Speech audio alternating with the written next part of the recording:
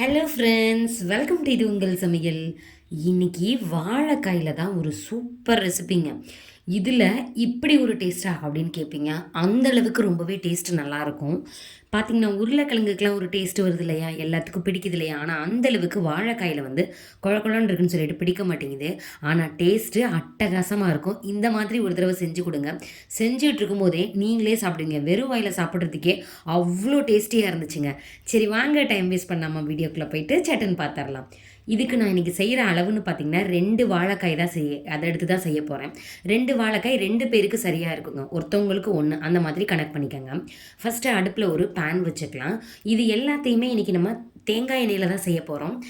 தேங்காய் எண்ணெய், கடலை எண்ணெய் எதில் வேணாலும் செஞ்சுக்கலாம். நான் இன்றைக்கி தேங்காய் எண்ணெயில் செய்கிறேன். உங்களுக்கு விருப்பமான எண்ணெயை நீங்கள் சேர்த்துக்கோங்க. 2 டீஸ்பூன் நிறைய எண்ணெய் சேர்த்துட்டு இப்போ வாழைக்காயை வந்து கட் பண்ணி தண்ணியில் ஊற வச்சுருந்தோன்னா கருக்காமல் இருக்கும். உங்களுக்கு எந்த ஷேப்பில் வேணுமோ அந்த மாதிரி கட் பண்ணிக்கோங்க. இப்போ இதில் சேர்த்துடலாம். சேர்த்துட்டு நல்லா இதை வந்து வறுத்து விட போகிறோம். இந்த உங்கள்கிட்ட வந்து நல்லா அடி கனமாக இருக்கிற பாத்திரமா இருக்குது, இல்லை இரும்பில் செஞ்சது, இருப்பு சட்டின்னு சொல்லுவோம் இல்லையா, அது இருந்ததுன்னா நீங்கள் அதில் கூட செஞ்சுக்கலாம். நான் இன்றைக்கி இந்த நான்ஸ்டிக்கில் தான் செய்ய போகிறேன். அப்போ எண்ணெயும் கொஞ்சம் கம்மியாக செலவாகும். இன்னொன்று அடியில் ஒட்டவும் செய்யாது. ஆனால் அது அட்வைசபிள் கிடையாது. நீங்கள் வந்து இரும்பு பாத்திரத்தில் செய்யுங்க, இல்லை கல் சட்டியில் செய்யுங்க. இப்போ கொஞ்சமாக உப்பு இதில் சேர்த்துக்கங்க.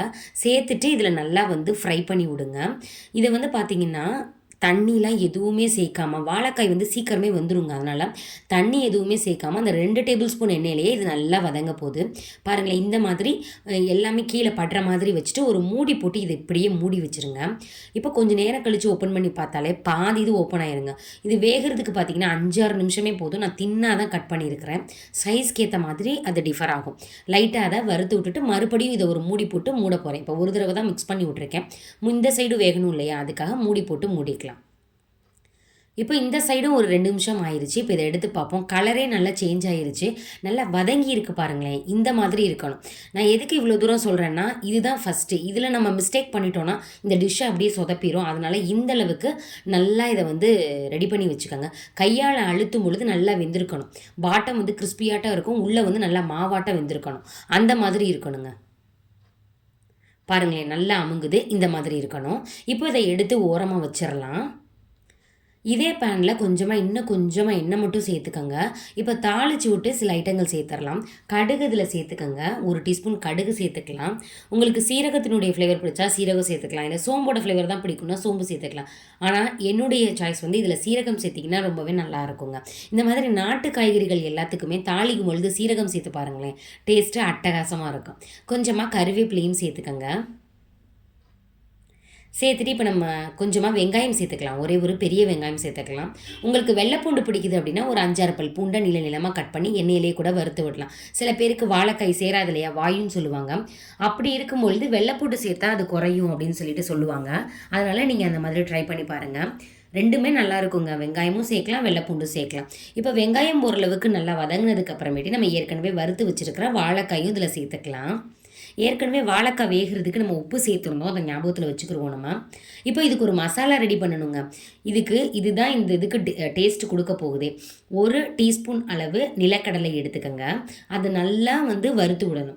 எந்த அளவுக்கு வறுக்கும், இது வந்து பச்சை வேர்க்கடலை, அதனால தான் ஸ்டார்டிங்லேயே சேர்த்துட்டேன். உங்கள்கிட்ட வறுத்தது இருந்துச்சு அப்படின்னா நீங்கள் பொட்டுக்கடலை சேர்க்கும் பொழுதே ஒன்றாவே சேர்த்துக்கலாங்க. பாருங்களேன், தூள் நல்லா தனியாக கலந்துட்டு வருது பாருங்கள். இந்த மாதிரி வரணும். இந்த மாதிரி வந்துருச்சுன்னா கடலை ரெடி ஆயிருச்சுன்னு அர்த்தம். இப்போது பொட்டுக்கடலை சேர்த்துக்கோங்க 1.5 டீஸ்பூன். அதை விட கொஞ்சம் கூடுதலாக சேர்த்துக்கணும். மிளகையும் அட்ட டயத்துலேயே சேர்த்துக்கோங்க. 1/2 டீஸ்பூன் சேர்த்துக்கோங்க. 1/2 டீஸ்பூன் மிளகும் சேர்த்துட்டு லைட்டாக அதை ஃப்ரை பண்ணி விடுங்க. லைட்டாக வாசனை வந்ததுக்கு அப்புறமேட்டி 1 டீஸ்பூன் சோம்பு, 1 டீஸ்பூன் சீரகம், 2யுமே வந்து அடுத்தடுத்தே சேர்த்துருங்க. இது எதுக்குன்னா நல்ல ஃப்ளேவரையும் டேஸ்ட்டையும் கொடுக்கும் சீரகம். அதுக்காக தான் ஃப்ளேவர் வந்து சோம்பு கொடுக்கும். இப்போ நல்லா அதை வறுத்து விட்டுக்கலாம். இதில் கொஞ்சமாக ஒரு கொத்து கறிவேப்பிலையும் சேர்த்துட்டு நல்லா ஃப்ரை பண்ணோன்னா நல்ல மணமாக இருக்கும். காரத்துக்கு நம்ம வந்து மிளகு சேர்த்துருக்கோம் இல்லையா, மிளகாய் வந்து ஒரு 3 இது சேர்த்துக்கலாம் போதும். அதை கிள்ளிட்டு இந்த மாதிரி சேர்த்துக்கோங்க. லைட்டாக வறுக்கணுங்க. இது கருகிடக்கூடாது. நல்லா லோ ஃப்ளேம் பண்ணிவிட்டு அதிலையே வறுத்து விடுங்க. கறிவேப்பிலையும் ஒரு கீத்து போட்டால் போதும், ரொம்ப போடணும்னு அவசியம் கிடையாது. இப்போ இது ஹீட் ஆறுனதுக்கப்புறம் இதை பவுடர் பண்ணிவிட்டு நம்ம ஏற்கனவே வறுத்து வச்சுருக்கோம்ல வாழைக்காய், அதில் நம்ம செய்ய போகிறோம். இப்போ நான் சேர்த்துருக்கிற அளவு வந்து 4 வாழைக்காய் நீங்கள் செஞ்சீங்கன்னா சரியாக இருக்கும். நான் இப்போ 2 வாழைக்காய் தான் செஞ்சுருக்கிறேன். இதில் வந்து இப்போ பாதி பவுடர் தான் போட போகிறேன். 2.5 டீஸ்பூன் வந்து சரியாக இருக்குங்க. நல்லா ஒரு டீஸ்பூன் நிறையா எடுத்துகிட்டு அந்த மாதிரி 2.5 டீஸ்பூன் சேர்த்திங்கன்னா 2 வாழைக்காய்க்கு சரியாக இருக்கும். அவ்வளோதாங்க. அப்படியே ஒரு பெரட்டுங்க. இதில் வந்து நம்ம உப்பு சேர்க்கலை இல்லையா, மேலே அந்த பவுடரில் உப்பு சேர்க்கல, வாழைக்காயில் சேர்த்துருக்குறோம், அந்த பவுடரில் சேர்க்கல. அதனால் கொஞ்சமாக ஒரு 1/4 டீஸ்பூன் மட்டும் உப்பு சேர்த்துட்டு கண்டிப்பாக பெருங்காயத்தூள் சேர்க்கணுங்க. ஒரு 1/2 டீஸ்பூன் அளவு நீங்கள் பெருங்காயத்தூள் சேர்த்துக்கங்க. இல்லை கொஞ்சம் கம்மி பண்ணணும், அந்த வாடை பிடிக்காதுன்னா ஒரு 1/4 டீஸ்பூன் மட்டும் சேர்த்துக்கலாம். லாஸ்ட்டு 1/2 டீஸ்பூன் வந்து தேங்காய் எண்ணெய் சேர்க்கணுங்க. சேர்த்து பாருங்களேன், டேஸ்ட்டு அட்டகாசமாக இருக்கும். நல்லா லோ ஃப்ளேம் பண்ணிவிட்டு எல்லா வாழைக்காயிலையுமே படுற மாதிரி நல்லா பிரட்டி விடுங்களேன். அப்படியே எடுத்து சாப்பிட்டிங்கன்னா ஒன்று ஒன்றா சாப்பிட்டுட்டே இருப்பீங்க. வந்து வீட்டில் இருக்கிறவங்க சாப்பிட்றதுக்குள்ளே அதை காலி பண்ணி நம்மளே முடிச்சிருவோம். அந்தளவுக்கு ரொம்ப டேஸ்டியாக இருக்கும். கிட்ஸுக்கும் ரொம்பவே பிடிக்கும். அந்த மசாலா கோட்டா இருக்கு இல்லையா, அவ்வளோ அட்டகாசமாக இருக்குங்க. செஞ்சு பாருங்களேன், நீங்களே வந்து வீடியோவில் வந்து கமெண்ட் பண்ணுவீங்க எப்படி இவ்வளோ டேஸ்ட்டாக வந்துச்சு அப்படின்னு சொல்லிட்டு. இதே மாதிரி நிறையா வீடியோஸ் நம்ம சேனலில் போட்டிருக்கோம். இந்த வாழைக்காய் வந்து சாம்பாருக்கு சூப்பராக இருக்கும். ஒரு உடுப்பி ஸ்டைலில் சாம்பார் வச்சு இந்த வாழைக்காயை வச்சு சாப்பிட்டோன்னா எவ்வளோ சோறு சாப்பிட்றோன்னே தெரியாதுங்க. அந்த ரெசிபி உங்களுக்கு வேணும்னா டிஸ்கிரிப்ஷன் பாக்ஸில் லிங்க் தரேன். ஏகப்பட்ட சாம்பார் ரெசிபியும் போட்டிருக்கோம். உடுப்பி ஸ்டைலு, ஹோட்டல் ஸ்டைலு, கிராமத்து ஸ்டைல் அப்படின்னு சொல்லிட்டு ஒன்றுக்குமே டிஃபர் ஆகுங்க. உங்கள் அந்த இடத்துக்கே போன மாதிரி இருக்கும் நீங்கள் செஞ்சீங்க அப்படின்னா. ட்ரை பண்ணி பாருங்களேன், பார்த்தீங்கன்னா உங்களுக்கே தெரியும். பிடிச்சிருந்துச்சுன்னா லைக் பண்ணுங்கள், அப்புறம் சப்ஸ்கிரைப் பண்ணலைன்னா சப்ஸ்கிரைப் பண்ணி பெல் பட்டனை அழுத்திடுங்க. ஓகே ஃப்ரெண்ட்ஸ், இதே மாதிரி இன்னொரு இன்ட்ரெஸ்டிங்கான வீடியோவில் பார்க்கலாம். தேங்க்யூ.